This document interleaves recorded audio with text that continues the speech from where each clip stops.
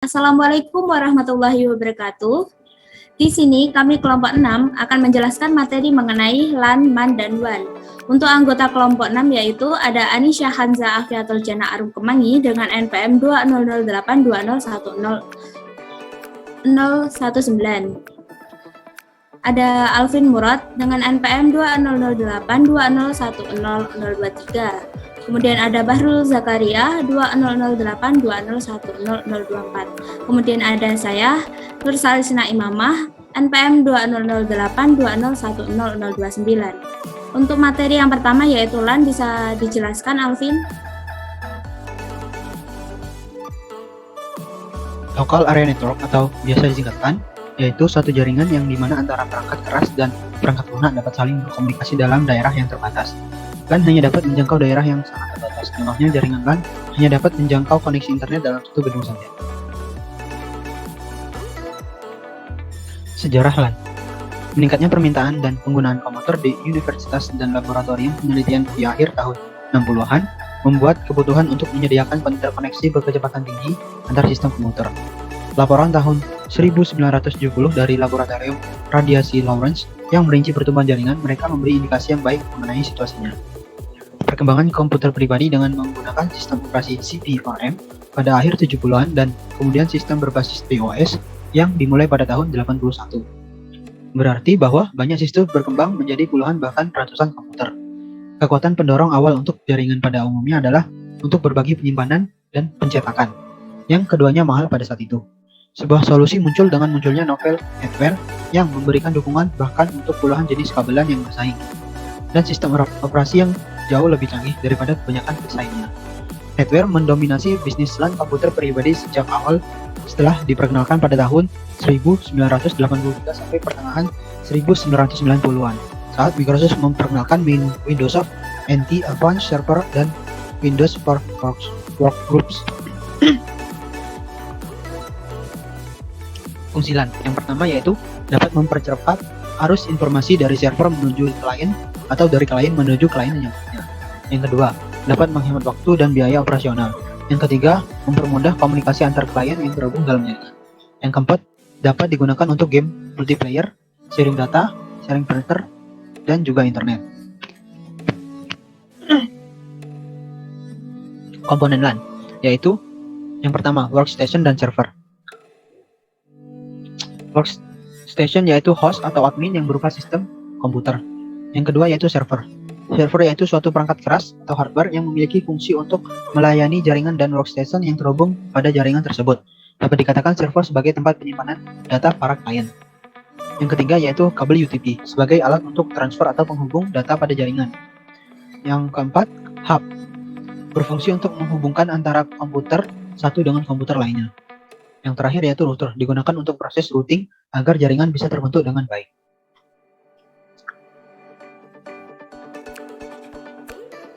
Cara kerja LAN. LAN bekerja dengan menggunakan gelombang radio. Sinyal radio menjalar dari pengirim ke penerima melalui free space, pantulan-pantulan, difraksi, line of sight, dan upstroke. Tiap sinyal pada jalur yang berbeda-beda, memiliki level kekuatan, delay, dan fasa yang berbeda-beda. Wireless LAN dapat digunakan pada jaringan peer-to-peer, dalam ruangan, dan juga point-to-point di luar ruangan maupun point-to-multipoint pada aplikasi bridge. Wireless LAN didesain sangat modular dan fleksibel. Jaringan ini juga bisa diaplikasikan pada lingkungan yang berbeda, dapat mengatasi kendala geografis dan rumitnya instalasi kabel. Mirip dengan jaringan internet kabel, sebuah wireless LAN mengirim data dalam bentuk paket. Setiap adapter memiliki nomor ID yang permanen dan unik yang berfungsi sebagai sebuah alamat, dan tiap paket selain berisi data juga menyertakan alamat penerima dan pengirim paket tersebut. Sama dengan sebuah adapter Ethernet, sebuah kartu wireless LAN akan memeriksa kondisi jaringan sebelum mengirim paket ke dalamnya. Bila jaringan dalam keadaan kosong, maka paket langsung dikirimkan. Bila kartu mendeteksi adanya data lain yang sedang menggunakan frekuensi radio, maka ia menunggu sesaat kemudian memeriksanya kembali.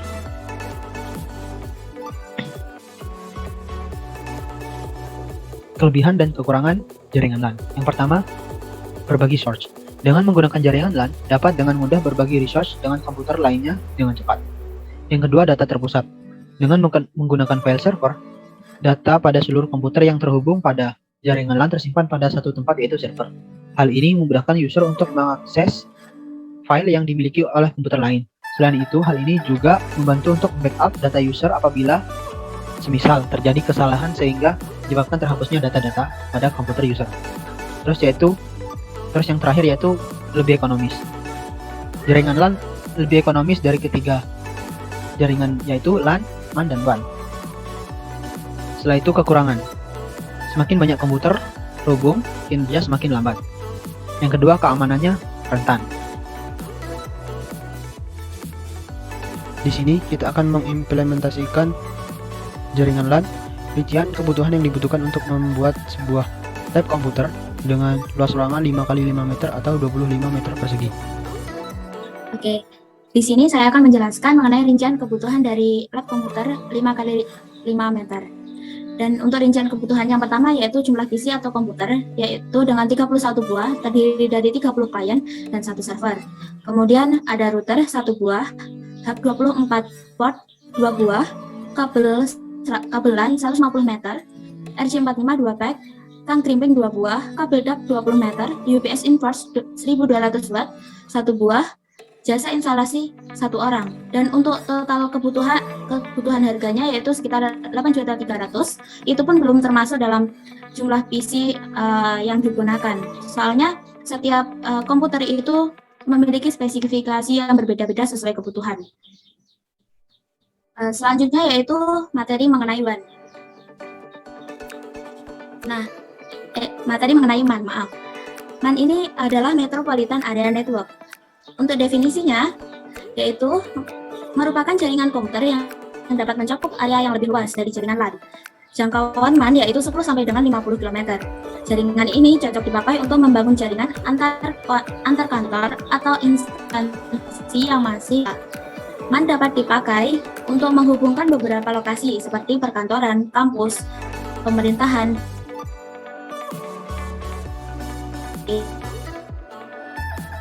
sama yaitu yang sudah saya jelaskan tadi, jangkauannya 10 sampai dengan 50 km, dan selanjutnya dirancang untuk pelanggan yang membutuhkan konektivitas berkecepatan tinggi. Yang ketiga, MAN sering bertindak sebagai jaringan berkecepatan tinggi untuk memungkinkan berbagai sumber daya daerah.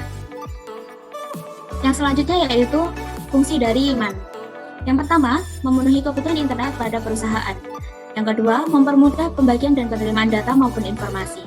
Yang ketiga, sebuah perusahaan dapat informasi baik melalui video conference, email, maupun chat yang dilakukan secara real time dengan memakai bandwidth lokal. Yang selanjutnya yaitu kelebihan dan kekurangan dari MAN. Kelebihannya yaitu mempunyai area jangkauan yang lebih luas dibandingkan LAN. Yang kedua, jaringan dipakai untuk mempermudah urusan bisnis. Yang ketiga, memiliki kecepatan transfer data yang tinggi. Dan adapun kekurangannya, yang pertama yaitu biaya operasional yang mahal, proses instalasi rumit, troubleshooting pada jaringan membutuhkan waktu yang cukup lama. Yang selanjutnya yaitu cara kerja dari jaringan MAN ini. Jaringan MAN dengan menghubungkan jaringan dengan lebih dari 1 gateway dengan jarak lebih dari 10 km dan biasanya diimplementasikan pada perkantoran ataupun instansi lainnya. Nah, untuk perangkat dari MAN yaitu ada radio frekuensi yang berfungsi sebagai pemancar sinyal yang membantu pengiriman data dalam satu kota atau antar kota. Kemudian ada router yang berfungsi sebagai untuk melakukan proses routing agar jaringan MAN bisa terbentuk dengan baik. Yang kedua ada switch yang menghubungkan beberapa perangkat yang berbeda. Di sini switch itu yang dimaksud adalah switch manageable, di mana nanti akan diatur mengenai kecepatannya dari masing-masing kliennya. Kemudian ada hub, yaitu menerima sinyal dari satu komputer ke komputer lain sebagai penghubung.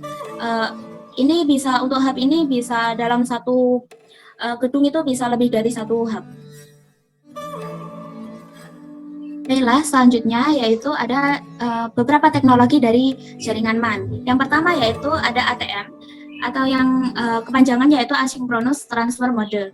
Di sini ATM yaitu suatu standar internasional untuk cell relay yang mana multiple layanan atau seperti suara digital atau suara digital voice atau yang disebut voice, video atau data yang disampaikan dalam fixed link dengan 53 byte cells. Nah, Fixed length ini memungkinkan proses sel berlangsung di dalam hardware. Dengan demikian, hal tersebut akan mereduksi keterlambatan. ATM dirancang sebagai transmisi media berkecepatan tinggi, seperti misalnya E3, Sonet, dan T3. ATM ini berbeda dalam beberapa hal dari teknologi data link lain yang lebih umum seperti hanya Ethernet. Kemudian ada FDDI atau kepanjangan yaitu Fiber Distributed Data Interface, yang merupakan protokol memakai teknologi lingkaran fiber optik ganda yang dinamakan dengan lingkaran primary serta lingkaran secondary. Kedua lingkaran ini bisa dipakai untuk mengirimkan data, akan tetapi hanya lingkaran primary yang digunakan sebagai jaringan utama. Lingkaran secondary baru bisa berfungsi ketika lingkaran primary rusak. Yang ketiga yaitu ada SMDS, dengan yang kepanjangannya yaitu Switch Multi Megabit Data Service. SMDS ini adalah layanan connectionless yang dipakai untuk menghubungkan LAN, MAN, serta WAN untuk menukar data. Di awal tahun 1990-an, yakni di Eropa, layanan ini dikenal dengan broadband, Connectionless Broadband Data Service atau CBDS. Tujuan dari connectionless adalah untuk mengatur koneksi lewat jaringan sebelum data dikirimkan. Yang selanjutnya yaitu implementasi jaringan MAN. Nah, di sini menghubungkan antara dua gedung dalam satu kota atau dua kantor, yang satu pusat dan yang satu itu cabang. Di sini ada router, di mana ada dua router yang menghubungkan antar gedung ini, di mana setiap gedungnya memiliki klien dan memiliki wireless juga. Di sini dihubungkan melalui satu gateway dengan di sini ada dalam satu network yaitu 10.10.01 itu untuk router yang pertama, kemudian router yang kedua yaitu 10.10.0.2 sebagai router yang kedua. Di sini dilakukan routing agar dua gedung ini terhubung dengan baik. Yang selanjutnya yaitu instalasi MAN.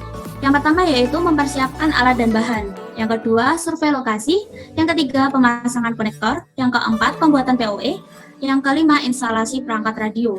Yang keenam, yaitu pengujian noise, apakah ada kesalahan terhadap instalasinya nanti. Kemudian ada pengujian koneksi radio. Yang terakhir yaitu pemasangan router beserta konfigurasi dan dilakukan pengujian dari jaringan tersebut. Nah, selanjutnya yaitu ada Wide Area Network yang akan disampaikan oleh Bahrul Zakaria. Oke, selanjutnya WAN atau Wide Area Network. WAN merupakan jaringan komputer yang mencakup area yang besar. Sebagai contoh yaitu jaringan komputer antar wilayah, kota, atau bahkan negara. Atau dapat didefinisikan juga sebagai jaringan komputer yang membutuhkan router dan saluran komunikasi publik. Jaringan ini dibangun dengan menggunakan kabel fiber optik yang ditanam di tanah maupun di dasar laut. Ada dua jenis WAN, yaitu switch WAN dan point-to-point WAN. WAN sulit untuk dirancang dan dirawat, mirip dengan MAN. Toleransi kesalahan WAN lebih sedikit dan ada lebih banyak kemacetan di jaringan. Media komunikasi yang digunakan untuk WAN adalah PSTN atau Satellite Link. Karena transmisi jarak jauh, kebisingan dan kesalahan cenderung terjadi pada WAN. Kecepatan dan WAN lambat, yakni sekitar kecepatan LAN ke-10. Karena ini melibatkan peningkatan jarak dan peningkatan jumlah server dan terminal dan lain-lain. Kecepatan WAN berkisar dari kecepatan kilobit per detik hingga megabit per detik. Next.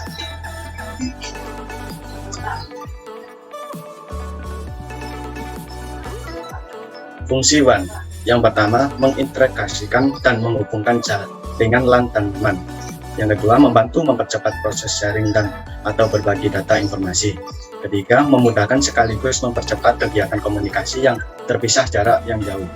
Yang keempat, memudahkan update data karena real time sekaligus lebih ekonomis. Yang kelima, menjadi media untuk menyampaikan informasi dengan cepat, mudah sekaligus efisien.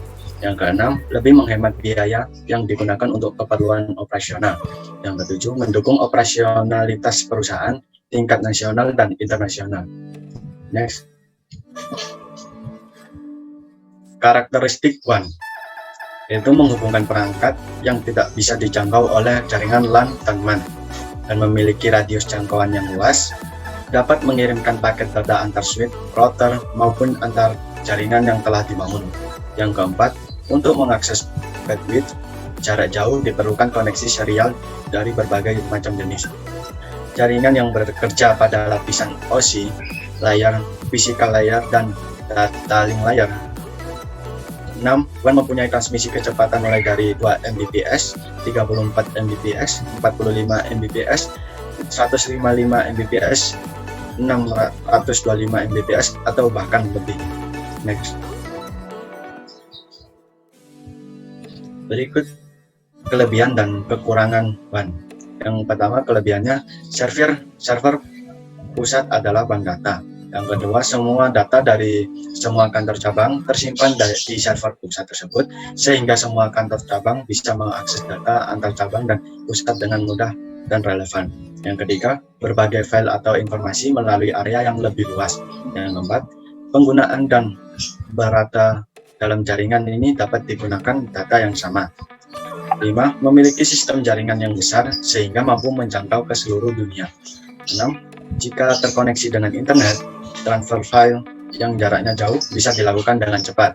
Yang ketujuh, berbagai resource dengan koneksi workstation. Untuk kekurangan WAN yaitu 1. Biaya operasional mahal, 2. Pengaturan jaringan lebih rumit, 3. Rentan terhadap hacker, 4. Memerlukan firewall yang baik untuk membatasi penggunaan lain yang bisa mengganggu jaringan. Next. Contoh jaringan WAN. Yang pertama, internet merupakan salah satu contoh nyata dari sebuah penggunaan jaringan WAN. Yang kedua, jaringan WAN yang dapat menghubungkan komputer antar gerai Indomaret. 3. Jaringan WAN yang bisa menghubungkan antara kantor pusat dan kantor cabang, misalnya untuk bank.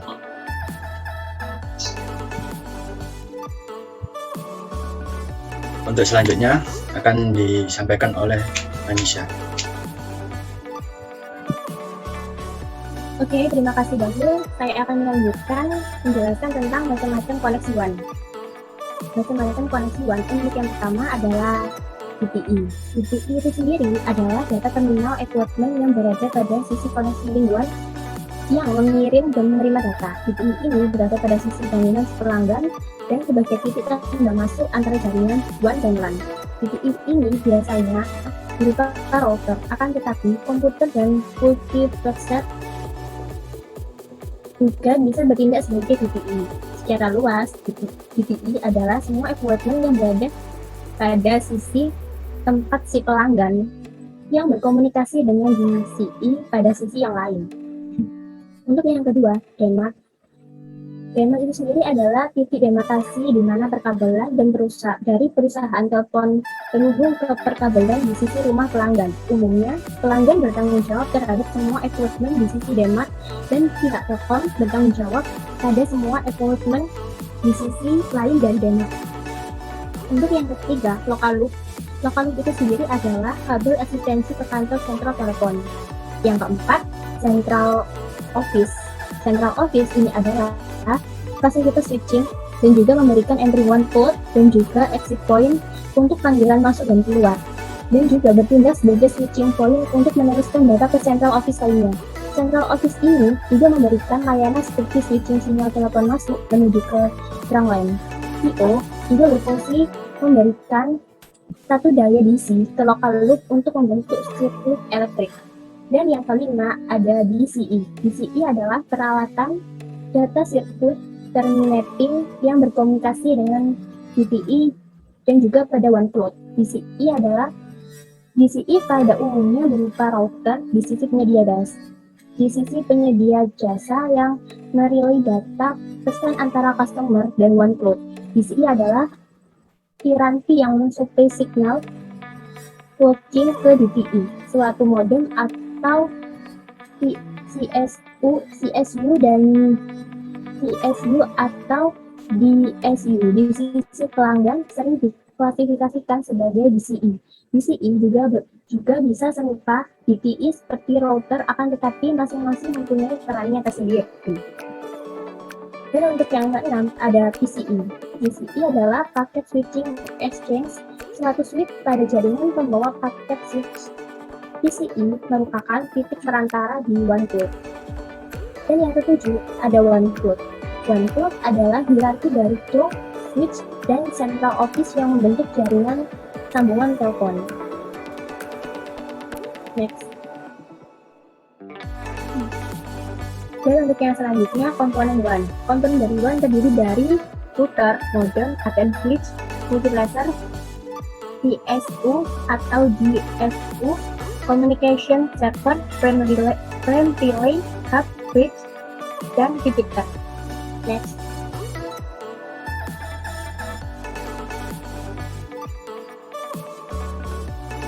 Ini untuk yang selanjutnya, terdapat jenis-jenis koneksi dari protokol WAN. Yang pertama, REST-line. REST-line bisa juga point-to-point atau dedicated connection atau koneksi yang disediakan khusus untuk pelanggan di mana bandwidth-nya khusus untuk pelanggan itu saja. REST-line adalah sebuah jalur komunikasi WAN dari CPE yang telah ditetapkan sebelumnya oleh service provider melalui switch DCI menuju CPE di lokasi remote yang memungkinkan jaringan-jaringan DCI berkomunikasi setiap saat tanpa melalui prosedur sekut terlebih dahulu sebelum melakukan transmisi data. Jenis koneksi ini memberikan koneksi secara terus-menerus pada setiap saat dan dapat digunakan kapanpun, tentunya dengan biaya yang lebih mahal. Contohnya berlangganan speedy. Dan untuk yang kedua ada circuit switching.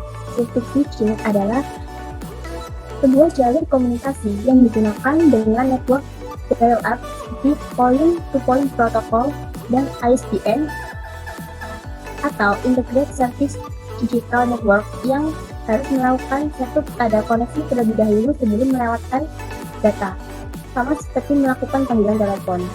Jenis koneksi ini memiliki kemampuan untuk memberikan koneksi secara terus-menerus, namun hanya untuk sementara waktu saja atau selama Anda ingin melakukan komunikasi saja. Tentunya hal ini sangat menghemat biaya, contohnya modem.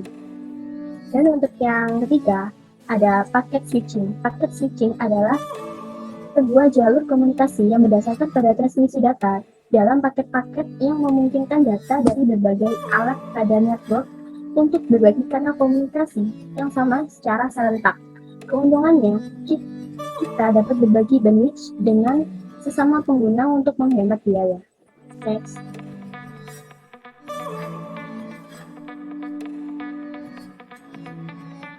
Nah, di sini ada protokol jaringan WAN. Untuk protokol-protokol dalam WAN merupakan protokol dalam teknologi WAN yang bekerja pada layar fisikal dan data link pada model OSI 7 layar di antaranya. Ada HDLC atau High Level Data Link Control.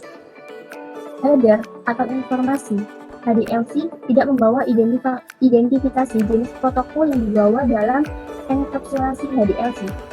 Karena itu, tiap vendor yang menggunakan HDLC memiliki cara mereka sendiri dalam melakukan identifikasi protokol layer network, yang berarti setiap HDLC yang memiliki sebuah vendor bersifat proprietary atau hanya dapat dipakai untuk pelengkapan buatan mereka sendiri. Dan untuk yang berikutnya ada TCP atau point-to-point. TCP adalah protokol standar industri, karena semua fungsi multi-protokol HDLC bersifat proprietary. Pada TCP dapat digunakan untuk menciptakan koneksi point-to-point antara perlengkapan dari vendor-vendor yang berbeda. TCP mengizinkan autentifikasi dan koneksi multi-link dan dapat berjalan melalui link yang sinkronus dan asinkronus. TCP merupakan protokol paling umum yang digunakan untuk akses internet dial-up. Dan untuk yang berikutnya ada frame relay. Frame relay ini adalah sebuah protokol enkapsulasi layar data link dengan usaha terbaik dan akses yang dibagi atau shared access, dan menggunakan sebuah standar industri yang melayani beberapa rangkaian virtual dan protokol di antara mekanisme yang berhubungan diciptakannya sebagai pengganti dari protokol X25. Dan untuk yang berikutnya ada ISDN atau Integrated Service Digital Network. ISDN adalah kumpulan layanan digital yang memindahkan suara dan data melalui sambungan telepon yang ada. ISDN lebih cepat daripada sambungan dial-up. LAPD atau Link Access Procedure Balance. LAPD adalah sebuah protokol connection oriented pada layer data link untuk digunakan pada protokol X25. Dan berikutnya ada ATM atau Asynchronous Transfer Mode. ATM adalah protokol yang diciptakan untuk lalu lintas data yang sensitif terhadap waktu, menyediakan transmisi suara, video, dan data secara serentak. ATM menggunakan file yang panjangnya 53 byte. Dan untuk yang terakhir ada X25 Protocol. X25 Protocol adalah protokol standar yang mendefinisikan hubungan antara sebuah terminal dengan jaringan paket switching. Untuk protokol ini dibuat untuk mengkomunikasikan data secara analog, yang berarti proses pengiriman data harus mengikuti algoritma-algoritma yang ada pada protokol X25. Next.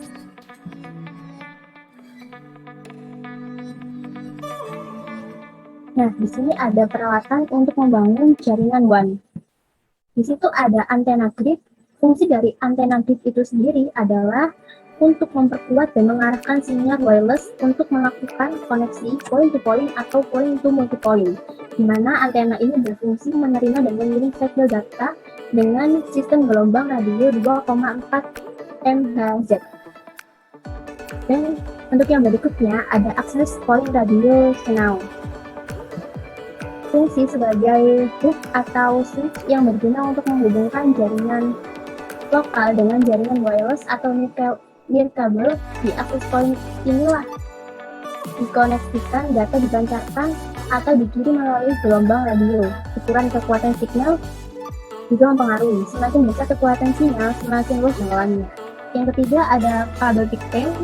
Fungsi kabel pigtail yaitu untuk menghubungkan antena grid dengan access point radio channel. Dan untuk yang berikutnya ada kabel UTP. Fungsinya yaitu untuk menghubungkan radio senau dengan komputer. Dan yang terakhir ada PC atau personal komputer. Fungsinya yaitu sebagai server dan lain dalam jaringan tersebut. Nah, terima kasih semuanya. Yang dari Oke, baiklah. Oke. Untuk penutupan di sini saya Nur Salisna Imamah sebagai perwakilan dari kelompok 6 menutup presentasi dari kelompok 6 mengenai jaringan LAN, MAN, dan WAN. Untuk pertanyaan atau yang ada yang janggal mengenai presentasi kami, mungkin bisa didiskusikan di pertemuan perkuliahan besok.